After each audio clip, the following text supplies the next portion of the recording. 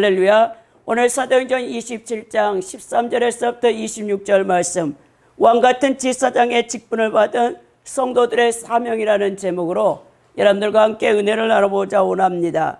우리는 이제 사도행전 27장 1절에서부터 8절에 바울의 노마 여행의 시작과 그레데 섬의 미항에 이르기까지 항해 여정을 우리가 함께 살펴보았습니다.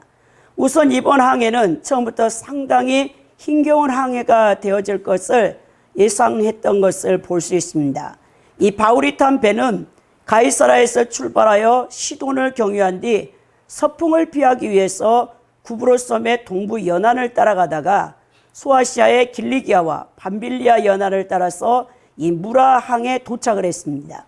무라에서 바울 일행은 이제 이탈리아로 가는 로마 황제가 있는 가이사가 있는 이제 그 알렉산드리아에서 출발한 이 배로 갈아타고 항해를 계속합니다. 그러나 북서쪽에서 불어오는 바람의 영향 때문에 항해는 계속 느려질 수밖에 없었습니다.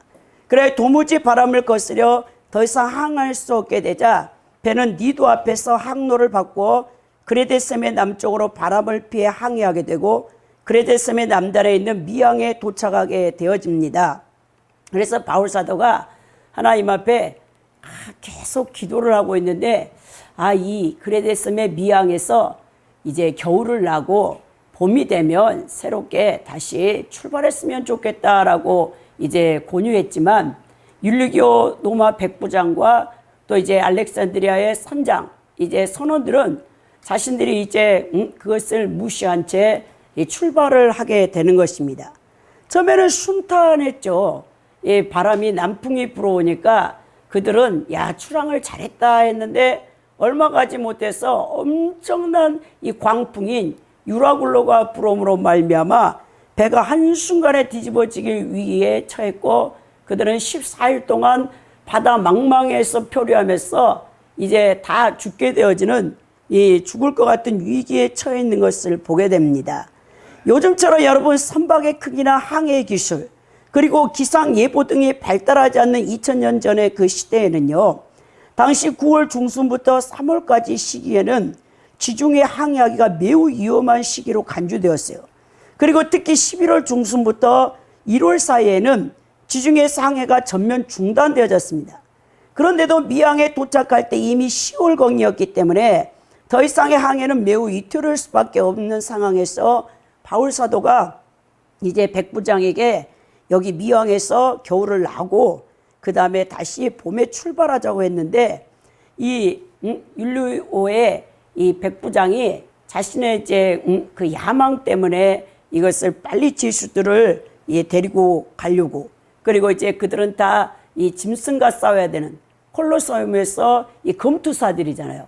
그걸 가지고 가서 이 이제 노마의 원로원들이나 황제를 즐겁게 하기 위해서 그 공을 인정받아 그가 이제 이제 야망을 갖고 있었기 때문에 빨리 이것을 출발을 서둘렀던 것을 보게 됩니다.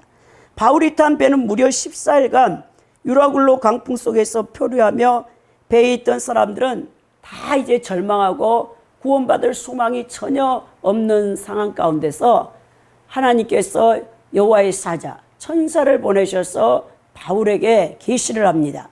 그러면서 우리 하나님께서 이 천사 메신저에게 무엇을 말씀하냐? 275명 바울을 포함한 276명이죠. 한 사람도 죽지 아니하고 모두 생명이 보존될 것이라 얘기하시면서 왜냐?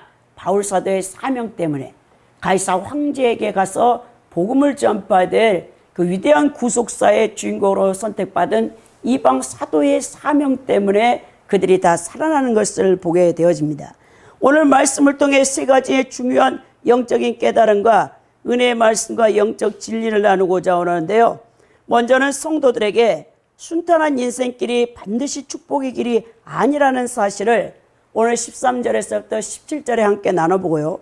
두 번째는 세상에 대한 헛된 집착을 버리고 생명을 얻어야 한다는 이 말씀으로 18절에서부터 21절의 말씀을 나눠볼까 합니다. 더 나아가 세 번째는 세상 사람들에게 구원의 소망을 보여줄 수 있는 성도들이 되어야 한다는 이 말씀으로 22절에서부터 이제 26절까지의 말씀을 통해서 그 성도들이 세상에서 거룩하게 구별되어 자신이 속해 있는 가정이나 직장이나 사회, 국가를 생명으로 살려낼 수 있는 영적 제사장과 같은 직분을 감당해야 된다는 것을 함께 나누어 보고자 원합니다. 먼저 우리는 첫 번째, 순탄한 인생길이 반드시 축복의 길은 아니라는 사실을 함께 나누어 보는데요. 13절에서부터 그 내용을 보면 남풍이 순하게 불매 그들이 뜻을 이룬 줄 알고 닻을 감아 그에 대해 해변을 끼고 항해하더니라고 했죠. 자, 남풍이 지금 순하게 불었습니다. 이것은 그들이 오랫동안 시달렸던 격렬한 북서풍과는 강한 대조를 이루는 부드러운 바람이었죠. 자, 이제 베닉스를 출항하기로 결정한 직후 바로 불어오기 시작하는 남풍이라니 아마도 그들은 자신의 결정이 아주 현명했다라고 생각했을 것입니다. 그들이 원하던 것은 베닉스 항구로 어려움 없이 항해해 가서 정박하는 것이었죠. 순하게 부는 남풍으로 인해서 안전하게 그 항해가 되어질 거라고 모두가 기뻐했다라는 거예요. 근데 그들의 기쁨은 잠시, 14절에 보면요, 얼마 안 되어 성 가운데로부터 유라굴로라는 강풍이 크게 일어났다라고 기록되어 있습니다.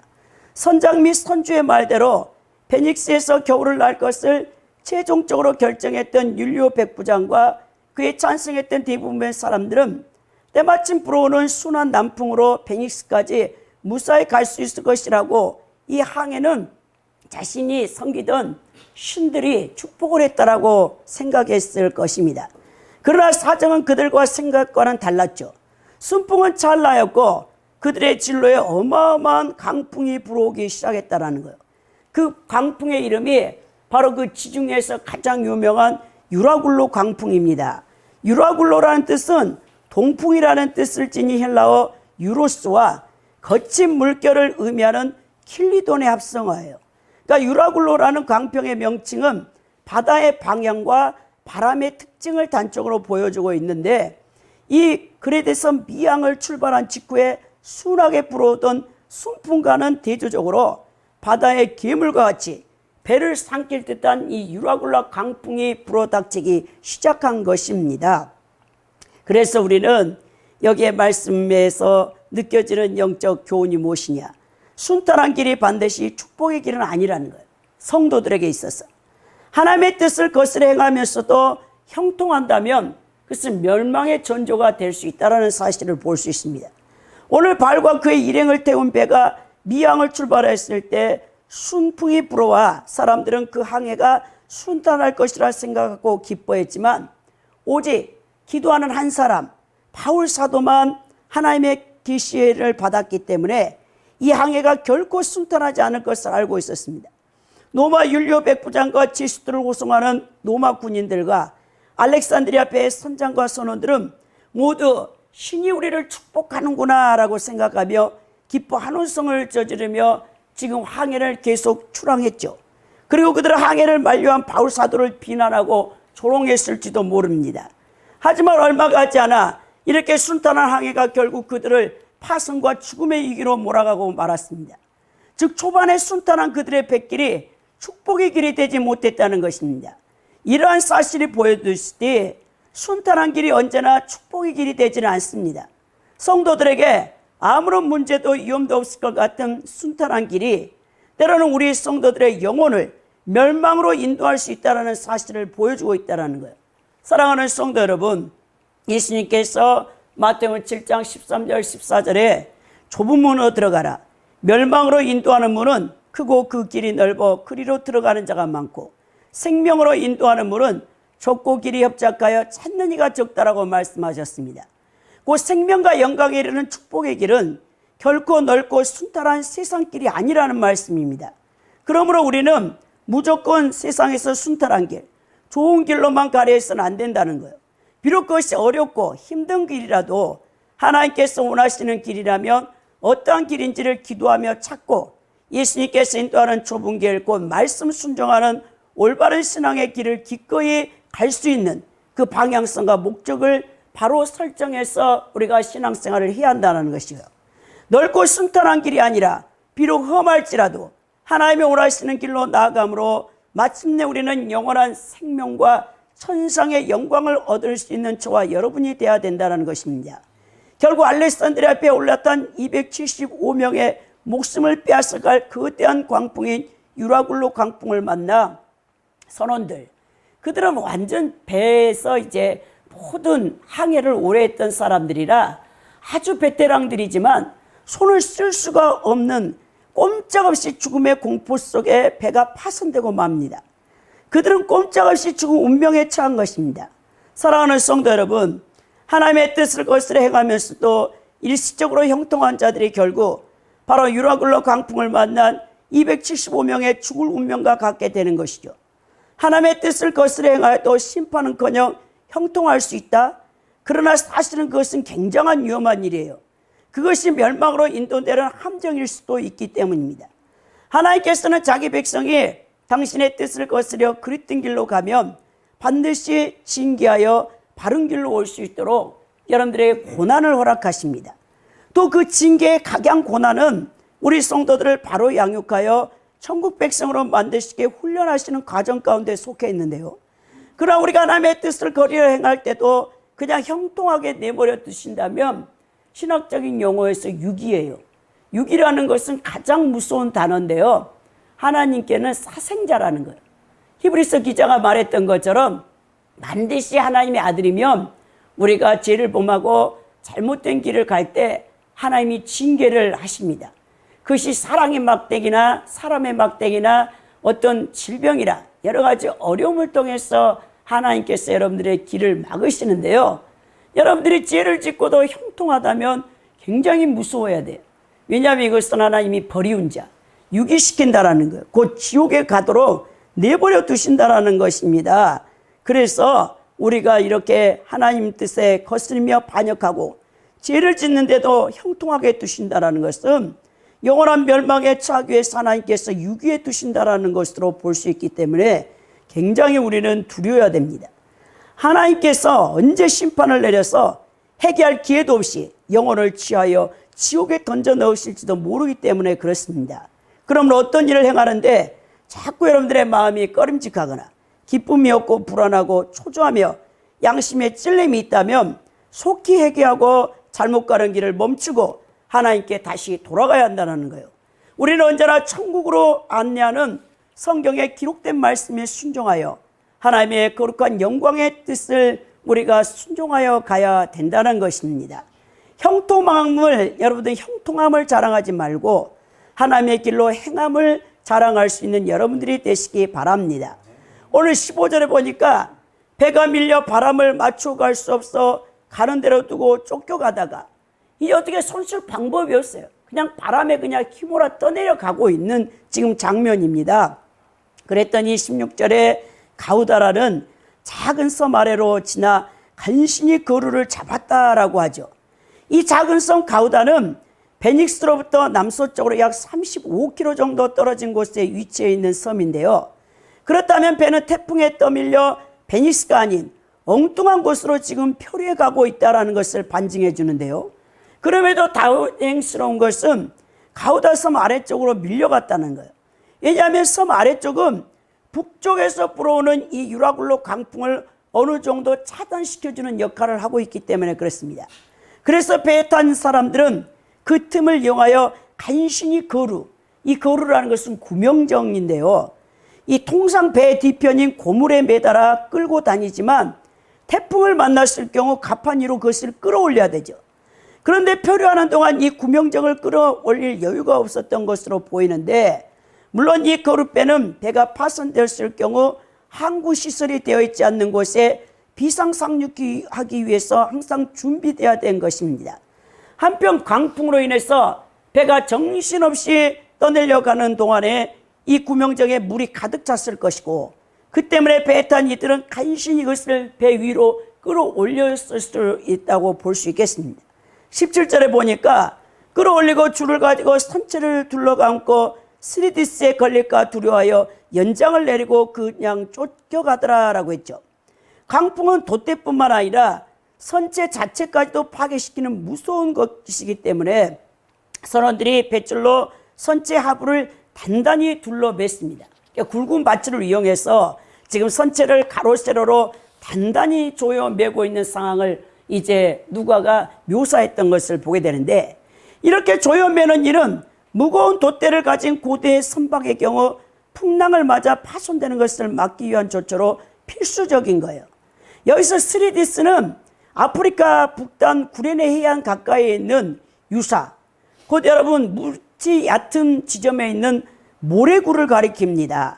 그러니까 배가 여러분 모래구에 파묻히면 이제 어떻게 할 수가 없는 것이죠. 그래서 빨리 연장을 내려서 배를 가볍게 만들어야 된다는 거예요.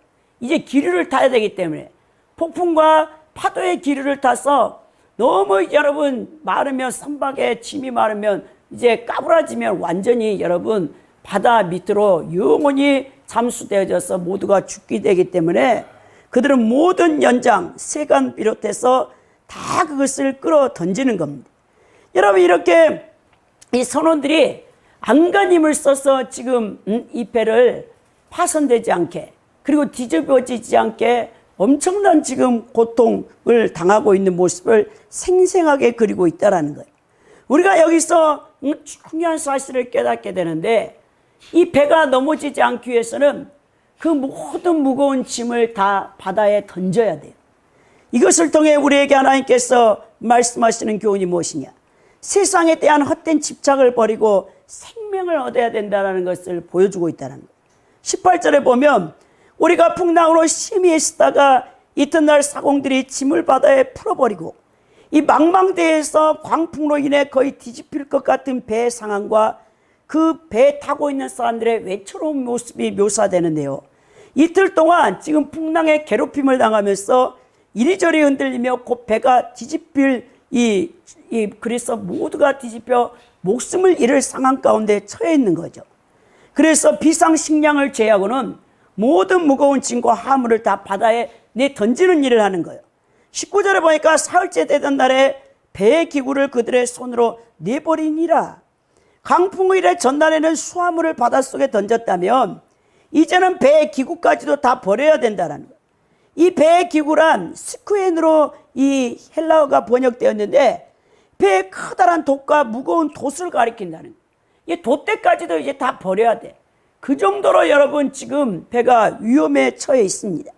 점점 유라굴로 강풍의 위협이 가해지고 있는 심각한 상태에서 무거운 짐들부터 바다에 다 던지기 시작했고 이제는 돛대까지도 다 버려야 될 상황.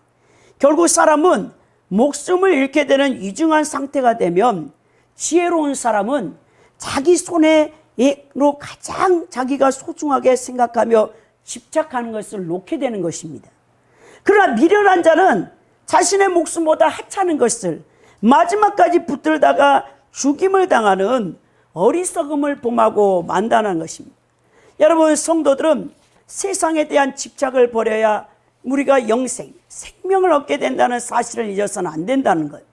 오늘 18절, 19절을 보면 바울 일행이 탄 배의 사공들이 풍랑으로 심히 애쓰다가 결국 그 배에 실었던 짐을 바다에 풀어버리고 다시 하루가 지나서는 그 배의 기구를 저희 손으로 내던져 버렸습니다. 즉 배를 가볍게 하려고 필사적으로 노력했다는 말입니다.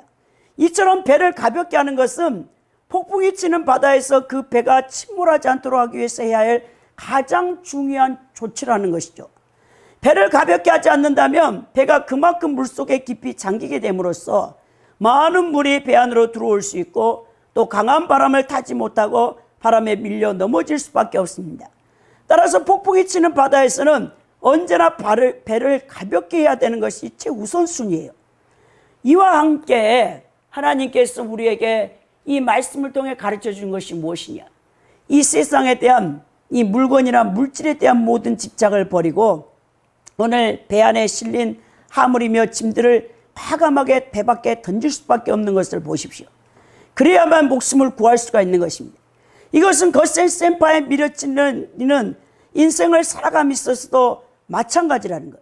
인생을 살아감에 있어서 세상 것들에 대한 헛된 집착을 버려야만 우리가 영생을 얻게 된다는 것이죠. 헛된 집착을 버리지 않으면 결국 이 세상의 물결에 휩쓸려 요동하다가 우리는 침몰당하고 말 것입니다. 이것을 잘 보여주는 성경에는 창세기 19장의 소돔과 고모라 땅의 멸망입니다. 여러분, 소모나 고모라 땅에 죄악성과 탐욕에 물든 노새처를 우리 하나님께서 기억하라고 마태복음 24장에 말씀하세요. 자, 제자들이 예수님께 마지막 때에 무슨 일이 있겠습니까 했을 때 우리 예수님이 미혹받지 말라 3번을 경고하시면서 그 예를 들어주는데, 하나는 노아 홍수의 사건과 또 하나는 창세기 19장에 소돔과 고모라 땅에 노새처를 기억하라, 그 두 말씀을 하셨어요. 이것은 여러분들에게 21세기 현대 기독교인들에게 중요한 말씀입니다. 예수님이 재림이 우리 눈앞에 와 있는 이 시점에서 우리가 기억해야 될 말씀, 노아 시대의 홍수, 더 나아가서 노아의 8명밖에 구원의 방주에 타지 않았고 구원받은 자가 극히 적었다라는 것을 보여줄 뿐만 아니고, 노새처를 기억하라, 그 말씀을 하셨는데요. 노새처는 소돔과 고모라 성이 하나님의 진노로 유황불못이 쏟아져 멸망당할 때 천사의 도움으로 간신히 그것을 빠져나올 수 있던 것을 보게 됩니다. 그러나 결국 몸은 빠져나왔지만 노새처의 정신과 영혼은 여전히 자신이 지금까지 모아둔 세간들, 물건이나 금은 보석이나 집에 대한 애착들이나 하나님을 섬기는 신앙보다 더 중요시했던 것들을 버리지 못함으로 결국 뒤돌아봄으로 소동기둥이 되어버리고 영혼을, 여러분, 영생을 빼앗겨버리며 지옥 같은 것을 보게 된다는 거예요. 이 노새처를 통해 하나님께서 우리에게, 예수님께서 중요하게 우리에게 생각해야 될 교훈이 무엇이냐, 그 말씀이 그리스도인으로서 하나님 제일 중심주의의 기독교 세계관과 인생관과 가치관의 우선순위를 바로 정립하고 살라고 얘기하는 것입니다. 여러분들이 일주일 가운데 주일 하루 동안만 몸만 주일 예배에 참석하고 평상시에 6일 동안 세상 속에서, 생활 속에서 살면서 예수님이 전부가 되지 않는 정신과 마음이 다른 곳에 집착하며 탐욕을 가지고 중독자들은 교인이라고 하지만 천국에 갈 수 없다는 거예요. 6일 동안의 매일의 삶 속에서 하나님 중심의 기독교 세계관과 가치관과 인생관을 가지고 말씀 순종하지 않는 자는 결코 주일 예배 드리는 공예배도 제대로 드릴 수 없게 된다는 거예요. 그런 예배는 하나님께서 받지 않으십니다.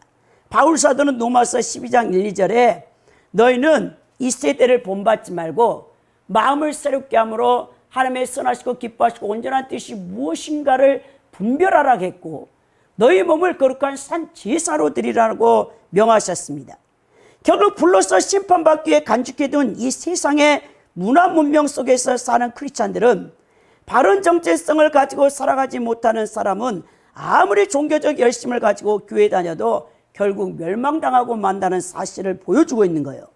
세상의 물질과 물건에 대한 집착, 곧 헛된 집착으로 인해서 진정한 소중한 생명을 잃어버리고 마는 것입니다. 자, 예수님께서 부자 청년에게 마태복음 19장 16절에서부터 22절에 말씀하시기를, 그 청년이 어렸을 때부터 율법을 온전히 지키며 성결한 삶을 살았지만 재물에 대한 탐욕과 집착에 매여 있는 것을 보시고 내 재물을 다 팔아 가난한 자에게 나눠주고 너는 나를 따르라고 명하셨습니다. 그러나 그 부자 청년이 재물을 택하여 예수님을 버리고 근심하여 갔더라라고 기록되어 있습니다. 어디 그뿐입니까? 가룟 유다를 보십시오. 물질을 사랑하지 말라고 하나님께서, 예수님께서 여러 번 경고하셨건만 그 역시 재물에 대한 헛된 집착을 버리지 못하여 예수 그리스도보다도 물질을 선택함으로 은 30에 예수님을 팔아 넘김으로써 천국에서 12부자 중 하나에 앉게 되는 영광스러운 지위와 영생의 축복을 잃어버리고 영원한 지옥 불 속에 던져지는 신세가 되고 말았다는 것을 우리는 누누이 성경의 말씀을 통해 알 수 있습니다. 사랑하는 성도 여러분, 물에 빠진 사람이 그 몸에 지닌 무거운 금은보화를 던져버리지 않으면 그 사람은 결코 그 물에서 빠져나올 수 없는 법입니다. 마찬가지로 영생과 천국을 얻는데 방해되는 많은 세상에서 세상 것들에 대한 헛된 집착하는 것을 던져버리지 않는다라면 그 사람은 결코 멸망해서 벗어나 천국에 이를 수가 없다라는 거예요.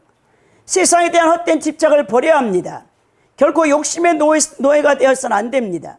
그래야 이 재앙 많은 세상에 대한 헛된 집착을 버림으로 생명을 여러분들은 지켜나갈 수 있는 것입니다. 물질뿐만이 아니에요. 여러분들이 취미생활에 중독되어 있거나 정치 이데올로기에 빠져가지고 여러분 하루 종일 그냥 정치 프로를 보고 있는 사람들. 저는요, 집에 동두천에서 교회까지 왔다 갔다 하면 전철을 타고 오잖아요. 남자분들 특히 전철 안에서 스마트폰을 켜가지고 정치 그 프로를 그렇게 크게 키워가지고 막 예의도 없어요. 그걸 듣고 있는 것을 볼 때 참 어리석다. 이 세상의 모든 것들이 다 지나가는 것들이고 하나님께서 예수님이 재림하실 때 불로써 심판하여 간직해둔 이 세상에 집착하면서 그들은 뭐 소망이 없겠죠. 예수님을 모르니 예수님을 안다 해도 천국의 또 영생에 대한 가치를 모르기 때문에 이 세상의 정치 이데올로기에 빠져가지고 좌파 우파하면서 우리나라 대한민국 정치 사상에 누가 어떠니 여러분 그럴 시간 있으면 하나님 말씀에 집착하시기 바랍니다. 한 영혼을 구원하는데 여러분들의 건강과 여러분들의 물질과 여러분들의 시간과 재능을 사용하시기 바랍니다. 제발 헛된 데에 그 우상에게 사로잡혀가지고 여러분들의 시간을 낭비해서는 안 된다는 겁니다. 예수보다 더 소중하게 여기며 그런 우상에 관심을 집중하며 시간을 투자하는 자들은 제가 단언히 말하는데 결코 천국에 가지 못합니다. 결국 그 배후에 마귀의 견고한 징이 자리 잡고 있기 때문에 영적 투쟁을 치는 몸부리치는 고통이 없이는 결코 그 마귀에게서 벗어날 수 없습니다. 그런 종교인들의 결국 육체적인 죽음의 순간에는 마귀의 악한 영들에 의해서 저절로 지옥으로 그 영혼이 끌려갈 수밖에 없다라는 영적 사실을 직감해야 된다는 거예요. 죄를 미끼로 사로잡고 얽매이고 있는 마귀의 사망 권세에서 노임받지 못한다는 것입니다. 여러분 정말 구원받고 천국 가기를 원합니까? 예수님 제일 중심주의로 사시기 바랍니다. 요한일서 2장 15절에서 17절에 이 세상이나 세상에 있는 것들을 사랑하지 말라. 누구든지 세상을 사랑하면 아버지의 사랑이 그 속에 있지 아니하니 이는 세상에 있는 모든 것이 육신의 정욕과 안목의 정욕과 이생의 자랑이니 다 아버지께로 쫓아온 것이 아니오 세상으로 쫓아온 것이나 이 세상도 그 정욕도 지나가되 오직 하나님의 뜻을 행하는 이는 영원히 거하느니라라고 요한 사도가 우리에게 권면하고 있습니다. 오늘 20절에 보니까 여러 날 동안에 해도 별도 보이지 않냐고 큰 풍랑이 그대로 있음에 구원의 여망마저 없어졌더라라고 했죠. 여러분 그 당시에 나침판이었기 때문에 해와 별은 이 배가 나아가는 방향을 가늠하는 나침판 역할을 하고 있었어요.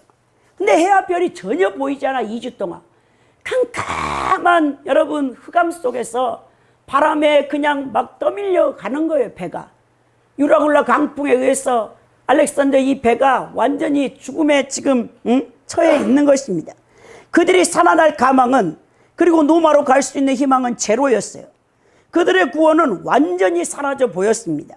그때 21절에 여러 사람이 오래 먹지 못하였음에 바울이 가운데 서서 말하되 여러분이여 내 말을 듣고 그에 대해서 떠나지 아니하여 이 타격과 손상을 면하였다면 좋을 뻔하였으리라 라고 말하죠. 본절에서부터 38절까지는 표류하는 선상에서 바울이 사람들에게 세 가지 조언을 합니다.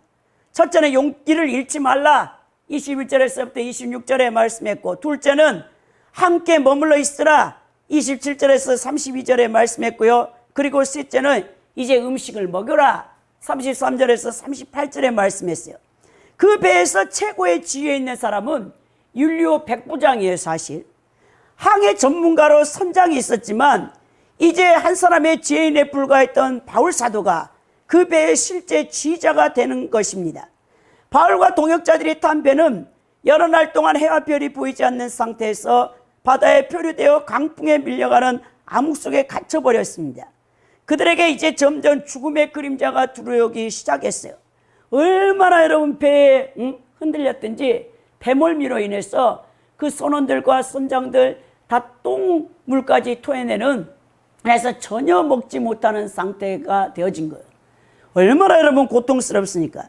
여러분들이 배멀미 해보셨으면 아실 줄 모르겠지만 이렇게 절망과 허기에 빠진 사람들에게 과거에 자신이 미항에서 겨울을 나고 떠나자고 제안했던 일에 대해서 바울 자신이 말하면서 이제 하나님께 받은 계시에 대해서 말씀하고 있는 것을 보게 되는 것입니다.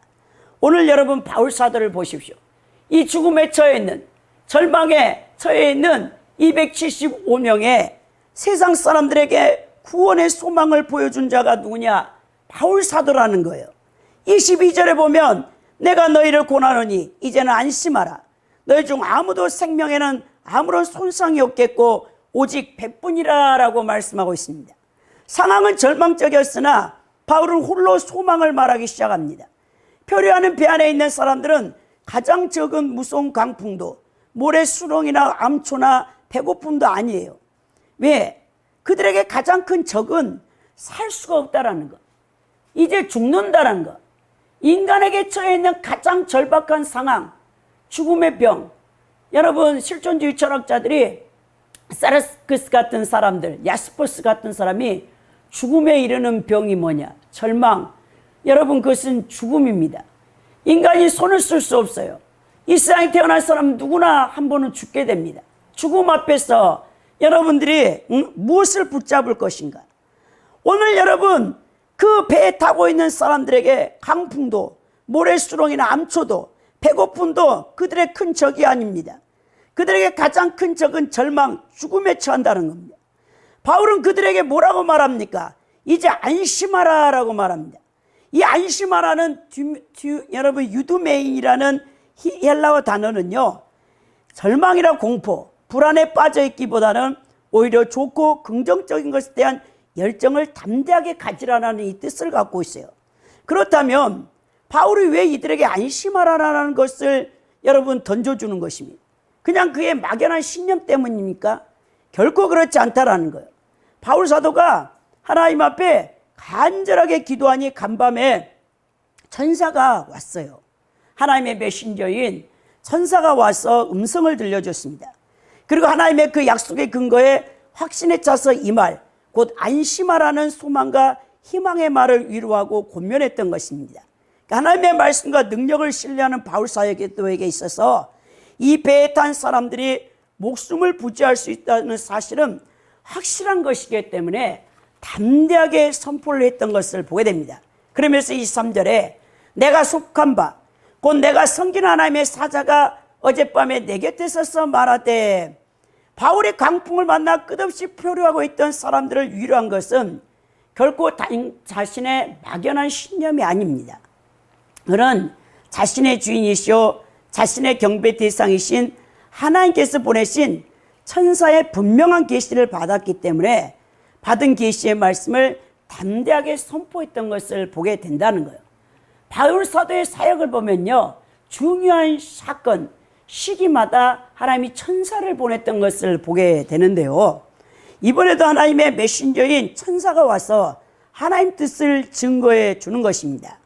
천사가 무엇라 말했느냐? 24절에 보면 바울아 두려워하지 말라. 내가 가이사 앞에 서야겠고 또 하나님께서 너와 함께 항해하는 자를 다 내게 주셨다 하였으니 라고 말했죠. 자, 하나님의 사자가 바울에게 말씀한 내용은 두려워하지 말라. 내가 가이사 앞에 서야겠고 너와 함께 항해하는 자를 다 내게 주었다라는 이 말인데, 바울 사도는 그의 동행자들이 알지 못하는 더 큰 위로와 소망의 말씀을 이미 하나님의 사자로부터 계시를 받았기 때문입니다. 그 계시가 무엇이냐? 바울 사도의 사명과 그리고 너와 함께 탄 자들을 다 선물로 줬다라는 거예요. 그들을 구원해서 목숨을 건져주겠다라는 것이죠. 이 내용을 통해서 알 수 있는 것은 하나님께서 바울 사도의 사명 때문에 275명의 그 배에 타고 있던 이방인들을 살려줬다는 사실을 여러분들이 볼 수 있는 영적인 눈을 갖고 있어야 된다는 겁니다. 로마에서 복음을 증거해야만 사명자로 부름받았기 때문에, 바로 이 일로 인해서 바울 사도가 이 배에 타고 있었기 때문에 이들이 살아난 거예요. 왜냐하면 바울을 통해 로마에 복음을 전하는 계획이 이미 하나님 앞에 세워졌기 때문입니다. 하나님 사자는 단순히 바울이 이 풍랑으로 살 수 있으라고 예언하지 않고 바울이 가이사 앞에 서야 하리라 말씀하셨습니다. 왜 그랬냐면 그것은 바울의 생존이나 삶이 그의 사명과 결부되어 있었기 때문이죠. 그래 여러분, 사명자는 죽지 않는다라는 그 말이 거기서 나오는데, 즉 바울은 단순히 존재하기 위해 살아가는 자가 아닙니다. 그는 이방인의 복음 전도자요, 선교사로서 인류 구속사의 한 획을 끊는 위대한 구속사의 주인공이기 때문에 그렇습니다. 바울 사도가 없었다면 우리 이방인에게 복음 전파는 이루어질 수 없었어요. 바울의 기질과 특징과 신실함과 담대함과 하나님 나라의 확장과 예수님의 복음을 위해서 자신의 목숨까지도 던질 수 있는 성향을 가진 자가 누구냐? 바로 이 바울 사도이었기 때문에 이방인의 사도로서 하나님께서 선택한 그릇이었다는 거예요. 이 하나님의 메신저인 천사는 너와 함께 알렉산드리아 배에 탄 275명이 모두 죽지 않고 목숨을 건져준다는 것을 말씀하시면서 그들을 뭐라고 하냐? 바울 너에게 준 선물이라고 암시를 합니다. 배 안에 타고 있던 사람들은 하나님의 사명을 감당해야 될 바울 사도로 인해 하나님께 은혜를 입어 난파 상황에서도 생명을 건정받게 된다는 사실을 보여주는데요. 여기서를 통해서 우리가 중요한 사실을 깨닫게 되는데, 하나님께서 사랑하고 인정받을 만한 사역자와 함께 여러분들이 신앙생활을 하고 있다는 것은 큰 축복이라는 것을 여기서 볼 수 있다는 거죠. 그러니까 한 교회 담임 목사가 얼마나 중요한가를 이 사실을 통해서도 알 수 있는데요. 하나님 말씀에 순종하는 담임 목사를 통해 이 성도들의 가정과 삶의 터전도 축복을 받을 수 있다는 것입니다. 여러분, 시대의 의인된 성도들에게는 만인의 생명을 책임져야 될 제사장적 사명이 주어졌다는 것을 오늘 이 바울 사도의 사명을 통해 보여주는데요. 하나님께서 너와 함께하는 자를 다 내게 주셨다라는 이 말씀의 뜻이 무엇이냐면, 당연히 죽을 수밖에 없는 사람들이지만 사도 바울을 봐서 이들을 살려주신다는 말씀인데, 이 말씀을 통해 그리스도인들에게 놀라운 사실을 한 가지 깨닫게 해줍니다. 의인 한 사람의 성도를 통해 하나님께서는 죽을 수밖에 없는 생명을 살릴 수도 있다는 것을 보여준다는 거예요. 그리스도인들은 먼저 자신이 죄로부터 구원받고 하나님의 자녀가 된 자들입니다. 하지만 그것이 우리의 구원받은 성도들의 목적이 아니에요. 거기서 한 걸음 더 나아가 성도들은 자신이 속해 있는 가정이나 직장이나 사회나 국가에 대한 사람들의 생명을 책임져야 될 영적 제사장의 사명을 받은 자들이라는 것입니다. 우리는 이러한 영적 사실을 망각한 채 오직 자신 혼자만, 또 자신 가족들만이 구원받아 천국 가는 데만 전전긍긍하며 살아갈 때가 많은데요. 이 사도 베드로는 우리 성도들에게, 여러분 베드로전서 2장 9절에서 왕 같은 제사장들이라고 얘기했습니다. 그냥 제사장이 아니에요. 왕 같은 제사장이란 이 바로 그리스도인들의 정체성을 밝히고 있는데요. 이제 성도 여러분, 자신들의 영적 위치를 제대로 파악하고 삶을 바로 살아내야 된다는 거예요. 거듭난 성도들이 얼마나 고귀하고 막중한 위치에 서 있는가.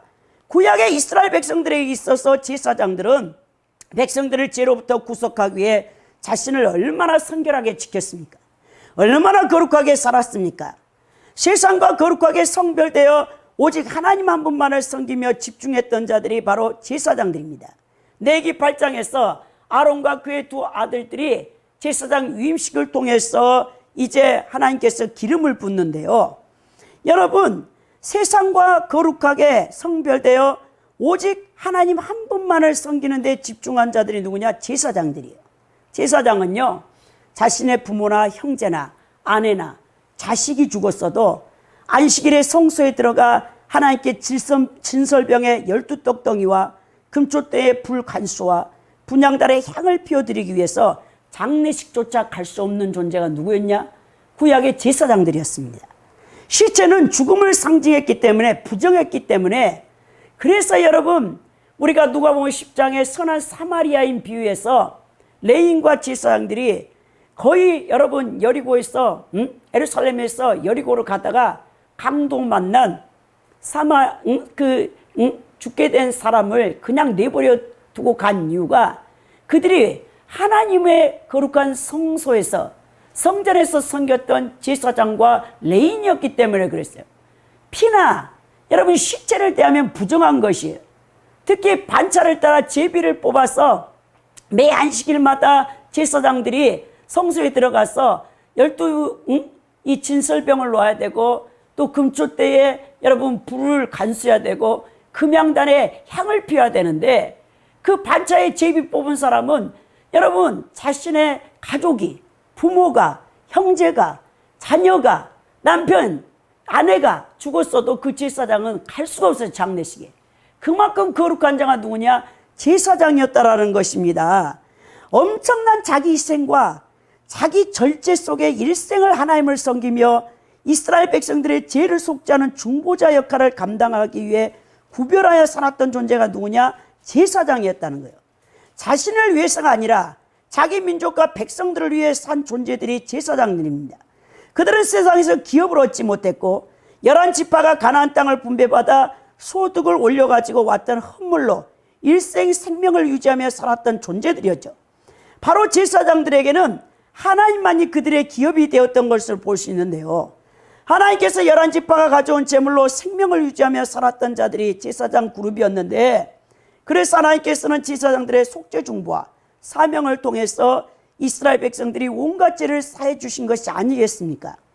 특별히 대제사장은 1년에 딱 한 번, 대속죄일 7월 12일 레기 16장에 나와 있는데요. 용키푸데이 때 세마포 옷을 입고 항소의 피와 염소의 피를 가지고 지성소에 들어가 법궤의 시은자 앞에 7번의 피를 뿌리고 백성들의 죄를 대속하기 위하여 그 피를 속죄소 뚜껑 위에 부었던 그 일을 했습니다. 그때 하나님께서 불로써 그 피를 다 태우심으로 1년 동안 이스라엘 지은 모든 백성들의 죄를 사해 주셨죠. 대제사장이 얼마나 거룩하게 구별되어 살아야 했는가를 볼 수 있는데요. 만약 대제사장의 죄가 있으면 그 지성소 안에서 바로 하나님 앞에 심판을 당해 죽임을 당했습니다. 그래야 이스라엘 제사장들은, 이제 온 백성들은 이 용키푸데이 대속죄일에 하루 종일 성전뜰에서 베옷을 입고 금식을 하고 있는 거예요. 그리고 대제사장은 세마포 단에다가 석류 방울을 달고 들어가는 겁니다. 지성소 안에. 그리고 그 집례를 하는데 여러분, 제사장이 움직이면 딸랑딸랑딸랑 석류 방울 소리가 날 거 아닙니까? 근데 대제사장의 소리가 안 난다. 아, 하나님께서 징계하여서 심판의 불을 내려 제사장을 죽였구나. 그러면 성소에 있던 이 제사장 발목에, 대제사장의 발목에 끈을 묶어놨거든요. 그 실제를 끌어내야 되죠. 그 정도로 여러분 대제사장이 얼마나 여러분 거룩하게 살아야 되는가를 우리가 볼 수 있는데요. 오늘날 우리 성도들에게 왕 같은 제사장이라는 영적인 이 직분과 사명이 주어졌는데, 여러분들이 우리가 얼마나 이 사명을 알고 살고 있는가, 얼마나 거룩하게 구별되어 하나님을 섬기고 있는가, 우리 자신을 돌아봐야 된다는 거예요.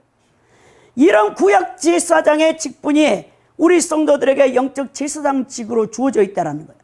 그러나 과연 오늘 우리 성도들의 모습은 어떠합니까? 이렇게 과거 이스라엘 역사에서 또렷하게 보여주었던 타락했던 제사장들로 말미암아 어떻게 됐죠? 나라가 폐망하게 되는 거예요. 남유다와 북이스라엘이 멸망당한 첫 번째 목적은 제사장들 때문이에요. 타락한 제사장들이 하나님의 그 거룩한 역할과 신분을 까맣게 망각하고 구별되어 살지 않았기 때문에 여러분 나라가 멸망당한 것처럼 오늘 신약 성도들도 영적 제사장의 역할과 신분을 까맣게 망각한 채 세상과 죄악에 물들어 살고 있다는 겁니다. 사랑하는 성도 여러분, 이제 우리는 영적 제사장의 직분을 감당할 때가 되어졌습니다. 우리로 말미암아 우리가 속해 있는 이 나라와 민족과 사회, 그리고 자신의 직장과 가족과 가문이 나 한 사람 때문에 저주를 받을 수도 있고 나 한 사람 때문에 축복을 받는다는 사실을 인식하시고 성도로서 본을 보이며 의인답게 성도다운 모습으로 살아갈 수 있기를 바랍니다. 여러분, 소돔과 고모라 땅에 의인 10명만 있어도 우리 하나님께서 용서하시고 거기에 진노의 유황불못을 내리지 않는다고 했어요. 오늘 이 대한민국 사회와 이 정치계와 이 모든 것이 타락하며 혼돈한 이유가 정말 왕같은 제사장의 영적 신분을 우리가 기억하고 구별되어 사는 성도들이었기 때문에, 그런 또 영적 지도자들이었기 때문에 이 문제가 발생하고 있다는 사실을 잊어서는 안 된다는 것입니다. 25절에 보면 그러므로 여러분이 안심하라, 나는 내게 말씀하신 그대로 되리라, 하나님을 믿노라 라고 말합니다. 하나님의 분명한 말씀은 환난 속에서도 안심할 수 있게 되는 것입니다. 바울이 이렇게 그 배에 탄 사람들을 확신 있게 안심시킬 수 있었던 것은 그 자신 스스로 하나님의 신실성을 믿었기 때문에 그렇습니다. 여러분, 여기서 내가 믿노라라는 것은 하나님을 완전하게 100% 신뢰한다라는 것입니다. 왜 여러분들이 믿음 가운데 흔들리죠? 여러분, 믿음은요, 여러분, 열쇠입니다. 평강의 열쇠입니다. 우리 성도들이 믿음이 없기 때문에 이 참된 평안을 누리지를 못해요. 사실 이 성도들이 누리는 진정한 평안은 눈으로 봄으로써 오감각을 통해서 얻어지는 게 아니에요. 그것은 오직 하나님에 대한 믿음, 곧 하나님에 대한 온전한 신뢰의 마음에서 주어진다는 사실을 알아야 됩니다. 지금 폭풍이 몰아치는 바다 위에서 여러분 다 죽게 생겼어요. 근데 바울 사도 한 사람만 생명과 여러분 소망을 선포하고 있는 것을 보게 되는 것입니다. 왜? 이것은 하나님의 천사의 계시를 통해서 100% 하나님이 그렇게 이루실 것을 믿는 바울 사도의 담대한 믿음 때문에 주어지는 것을 볼 수 있는데요. 여러분, 우리는 폭풍이 몰아치는 바다 위에서 무리를 걸어오신 예수 그리스도를 만났던 베드로 사도의 이야기를 보면 알 수 있습니다. 그런 무리에 걸어오신 예수 그리스도를 보았을 때 주님이 허락하시기만 하면 자신도 그 갈릴리의 풍랑을 걸을 수 있다라는 확실한 믿음이 생겼어요. 그래서 예수님 앞에 자신이 외치기를 주시거든 명하여 저를 무리로 걸어오게 하십시오 했을 때 예수님이 오라 하니까 이 베드로가 예수님 말을 보고 믿음의 확신을 가졌을 때 여러분 갈릴리의 그 풍랑이 일고 있는 무리를 걸어간다는 거예요. 근데 갑자기 예수님을 보았을 때 그 믿음이 확신했을 때는, 신뢰했을 때는 두려움이 없었어요. 근데 갑자기 그 마음에 물소리가 철렁철렁 하면서 여러분 들려오는 거예요. 갑자기 우감각이 깨어날 때 그때 여러분 베드로가 두려움을 갖게 되니까 곧바로 그 믿음과 평안이 사라지고 죽을 것 같은 두려움의 엄습함에 마음에 자리 잡게 되자 무리에 빠져 허우적거리며 죽게 되어졌습니다.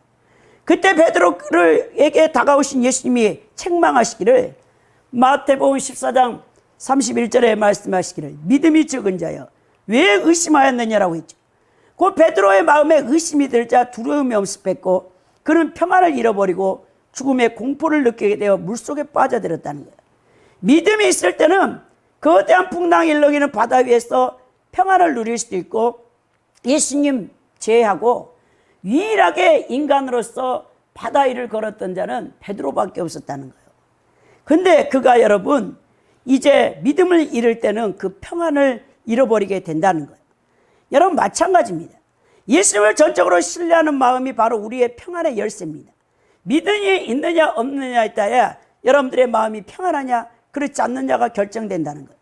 예수님에 대한 굳건한 믿음이 있는 성도는 아무리 어려운 역경과 고난 속에도 평안을 누릴 수 있지만 예수님에 대한 전적 신뢰에 대한 믿음이 없는 자는 아무리 좋은 환경, 아무리 여러분 이 걱정 근심 없고 안전한 것 같아도 늘 마음이 여러분 불안하고 초조하고 두려워 평안을 누릴 수가 없다라는 것이죠. 주님께서 여러분들에게 처한 상황과 환경을 정확히 아시고 계십니다. 여러분 머리털까지 하나까지도 다 세심바 되어졌다 하지 않습니까? 여러분 두려워하지 마시기 바랍니다. 여러분의 인생길을 예수님이 가장 좋은 길로 인도해 줄 것을 믿고 확실한 믿음을 가지고 하나님 한 분만을 섬기시기 바랍니다. 주님을 믿되 두 마음을 품지 말고 의심하지 말고 오직 신실하신 주님 말씀에 순종하시기 바랍니다. 이사야 26장 3절에도 주께서 심지가 견고한 자를 평강의 평강으로 지키시니 이는 그가 주를 의뢰합니다 했고 빌립보 4장 6절에서 7절에 말씀해도 아무것도 염려하지 말고 오직 모든 일에 기도와 간구로 너희 구할 것을 감사로 하나님께 아뢰라. 그래야 모든 지각에 뛰어난 하나님의 평강이 그리스도 예수 안에서 너희의 마음과 생각을 지키시리라 말씀했다는 것입니다. 오늘 바울 사도가 이제 그런즉 우리가 반드시 한 섬에 걸리게 될 것이라고 이제 마무리를 하고 있는 것을 보게 된다는 거예요. 섬이라는 것은 여러분 풍랑 가운데 망망한 뒤를 표류하고 있는 이들에게는 구원을 의미하는 것입니다. 바울은 마치 알렉산드리아 배에 탄 사람들의 바람을 반영이라도 한 듯이 여러분 이제 섬에 걸릴 것이라고 안심을 해 주었고 사랑하는 성도 여러분, 오늘 결론을 통해서 말씀하신 것처럼 인생의 항로에서 누가 여러분들의 삶의 방향의 계획과 결정을 여러분 쥐고 계십니까? 여러분들의 인생의 배 위에 그 키를 가지고 인도하시는 분이 누구냐는 거죠. 중요합니다, 여러분.